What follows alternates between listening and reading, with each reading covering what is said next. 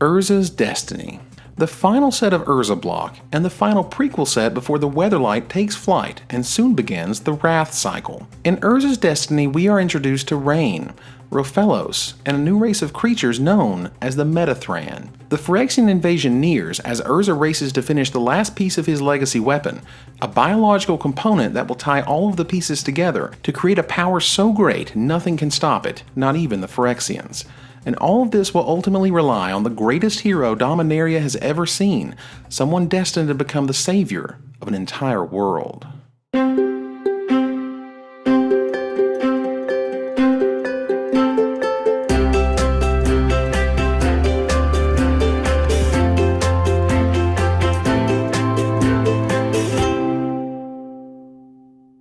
The story of Urza's Destiny is, at its core, one of eugenics.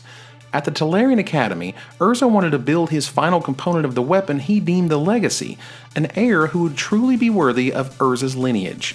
He had built the Legacy, but now he had to complete his destiny. Using deciphered Thran texts, Urza basically discovered the ability to steer evolution, to enhance the bloodlines of humans and craft humanoids to make them the most evolved and advanced ever to exist. It was Urza's hope that these powerful and unique beings would save Dominaria, as well as completing the final piece of the weapon he had spent so long constructing. With Carrick defeated and the last of Serra's realm's inhabitants saved, the legacy was nearing completion. Teferi had risen to the status of Planeswalker, and Urza feared the pieces of the legacy at Talaria would draw Phyrexian forces, so he scattered pieces of the weapon across the multiverse, confident that the heir he would create by manipulating bloodlines would be able to find and reconstruct them all. Behind the Wall of Glare, in the coastal towers of Benalia, lived the Capuchin clan. The Capuchin standard was a very high one, for they were the most intelligent and advanced of all Benalia. Their knights and Templars were the most feared and respected of soldiers. It is this bloodline that Urza decides to manipulate in order to make the most perfect human possible. Manipulating both the Ortavi and Capuchin clans, Urza proposes a marriage between the two and includes Karn as part of the wedding dowry if they accept to do so, which they quickly do. Ensuring another generation of bloodlines will return to Benalia and the Capuchin clan later. Using Thran DNA, Urza crafted blue mana-based simulacra known as the Metathran. Created in Urza's incubator, powered by the Thran Dynamo, they were 10 times as powerful as a human. Ultimately, millions of Metathran soldiers and Metathran elite were created. With blue skin and white hair, they were tireless warriors who would fight for Dominaria. Ironically, due to the Thran people having long since disappeared from Dominaria, the only place Urza was able to get Thran DNA was from the Phyrexians themselves, as it was originally the Thran population who evacuated Dominaria through the portal in the caves of Koilos, before it was shut by the Gate to Phyrexia. While the Thran there were slowly completed by Yawgmoth, they were still the Thran people, and it was this DNA that he used. Meanwhile, a young wizard by the name of Rain was rising through the ranks and was quickly noticed by Baron, Master Wizard. She was promoted as a tutor, and eventually she earned the title of Chancellor, and became the wife of Baron. It is Rain that finds what Urza is doing completely immoral and reprehensible. She demands Baron confront Urza. While Baron's opposition to Urza is strong, his mental discipline remained, and he eventually relents. But Urza wasn't the only wizard interested in genetic alteration. Through his private research, the wizard tutor named Gotha quickly set up a laboratory in the mountainous and harsh warrior nation of Keld. This act was seen as treachery, and for whatever reason, his methods, the environment, or simply the nature of his Keldon subjects, Gotha's twisted experiments created hybrids that developed far faster than Urza's, but they were also the most unstable and dangerous.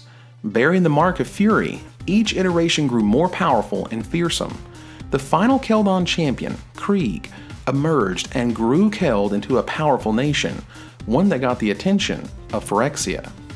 Meanwhile, Rofellos, an elf emissary from Llanowar, was sent to the Yavimaya forest in hopes of establishing a partnership with Multani, Marrow Sorcerer. The idea being that they could coordinate the two forces for the upcoming invasion. Bearing gifts, he is quickly accepted, and it is Multani's decree that the two work together. Multani explained that preparations were well underway. Through a pattern of rebirth, ordinary forest creatures had adapted and changed themselves into formidable opponents. Turtles, spiders, crocodiles, and even insects like beetles were ready to battle the Phyrexians if and when they appeared. The last Phyrexian negators who entered the Yavimaya forest found themselves on the business end of a very angry ancient silverback. Back in Keld, Gotha and his bloodline experiments were under attack. Phyrexian negators struck from all sides and destroyed almost all of them. Now the Phyrexians knew that Urza and his students were conducting bloodline experiments, but they did not know why. To fully understand what happens next, we have to travel to the plane of Rath. Rath is an artificial world, utilized by the Phyrexians as a staging point for their invasion of Dominaria. It was created entirely of manipulable flowstone that flowed through the hub, a massive machine that sustained the entire plane. Over centuries, this flowstone would grow, expanding the planar boundaries at a dangerous rate. Once those boundaries could no longer contain the flowstone, the plane would merge with whatever plane was closest to it, that plane being Dominaria. The Rathi overlay was ultimately Yawgmoth's master plan for a Phyrexian invasion. The seat of power on Rath was the Stronghold, suspended high above the city of traitors. Its first ruler was Krog, a Phyrexian demon. His minion, Deval, was an old, exiled elder who betrayed his people to aid Phyrexia. Deval was rewarded by completion of most, but not all, of his flesh. Krog also installed a grafted skull cap on the human, ensuring that he would be able to leech any and all information from him that he desired. Deval was then put in charge of overseeing the construction of the plane and the encroaching of Phyrexian forces across it. Deval also conducted plane shifting experiments, transporting Rathi troops throughout the multiverse. Those didn't always work out, and led to the Dauthi, Soltari, and Thalikos races stuck between the dimensional flux of Rath and Dominaria, trapped in a shadow realm they desperately wanted to escape. But Deval wanted more. He wanted to rule Rath, to be the Evankar of Rath, as the leader is referred to. While he could lead the Carnival of Souls as directed, he hated doing so and felt disrespected. So when Krog decided to take a group of Phyrexian negators to attack Gotha and his bloodline experiments in Keld, Deval had his chance. Krog battled Krieg, the Keldon champion, and while Krog ultimately defeated him, he was gravely injured.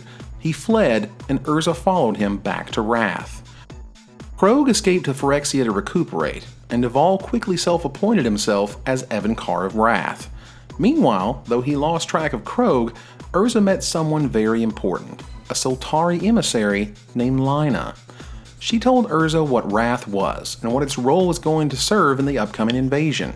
She also explained that her people were in the Shadow Realm and needed Urza's help to get them out. That if Urza could help them escape the realm, they would help him in any way they could. As for Deval, when Krog returned restored and rejuvenated, the Phyrexian demon discovered the devious human's plan to usurp him. Defeating the Phyrexian negators designed to protect Deval, Krog waited for the perfect moment to strike. However, it was fate that did so instead. A collapsed portion of a flowstone factory fell on Deval, trapping him in the rubble. Krog quickly absorbed Deval's knowledge through his grafted skullcap, and then left Deval to die, alone and in pain. Urza returned to Dominaria after his interaction with Lina and was shocked at the horror that had taken place. Benalia had been destroyed, and only one living human was left, a baby boy named Gerard Capuchin. Urza sent Karn with the boy to the wastelands of Jamura.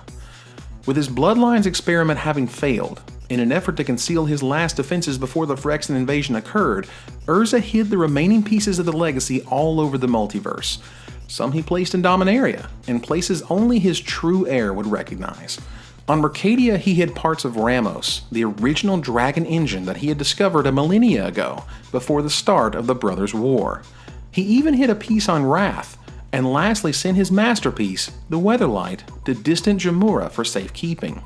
Elsewhere in Jamura, Karn took Gerard Capuchin to a war clan under the leadership of Sidar Kondo. Sidar would take Gerard and raise him as his own, alongside his existing son, Vuel. While Vuel was incredibly jealous of Gerard, the two eventually had a very powerful friendship. Over time, Karn would explain to Gerard his true purpose, that he would be the savior of Dominaria, that he would command the Legacy, a collection of artifacts, many of which were held within Karn's frame.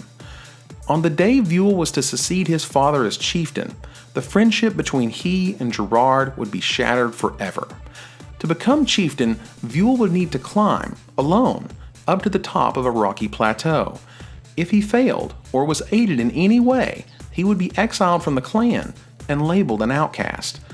Unbeknownst to Vuel, Phyrexian saboteur Stark Ilvek poisoned the war paint he used before climbing alone to the top of the plateau.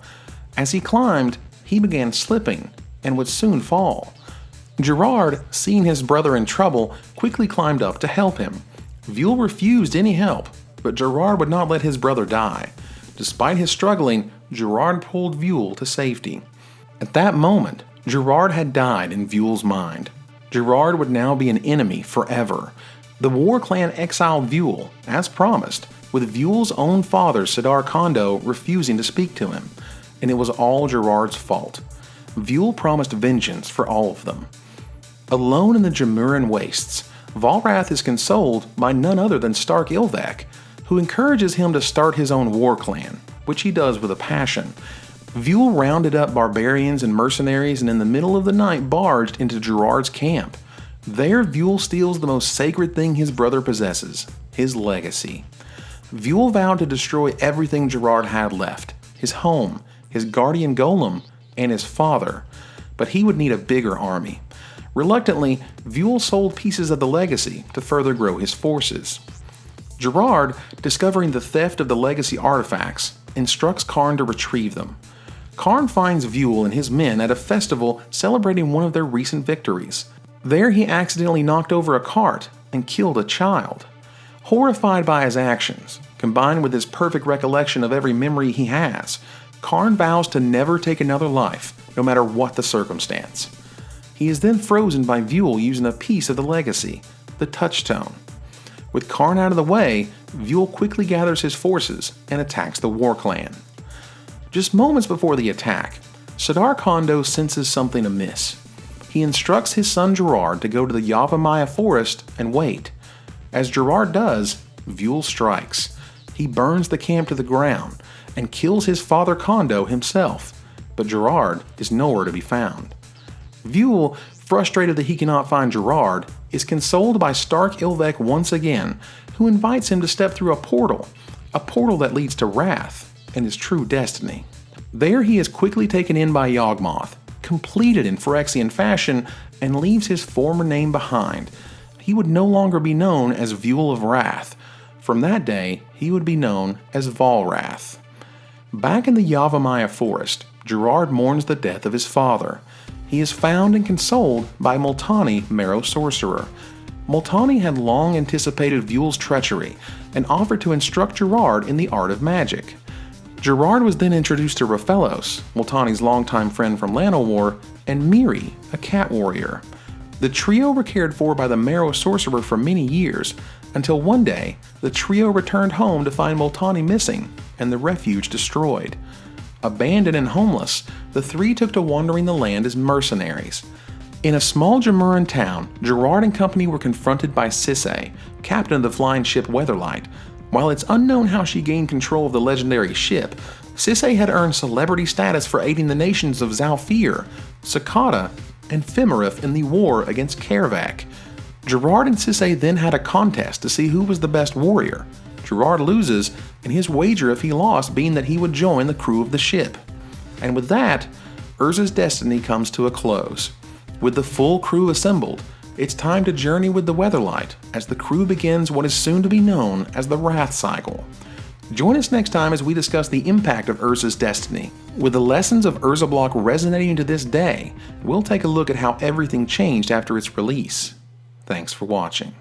Did you enjoy this episode? Help me make more over at Patreon. Patrons get to see the show before anyone else, get their name in the credits, and ultimately this show does not exist without it. So head on over to Patreon and I'll see you guys there.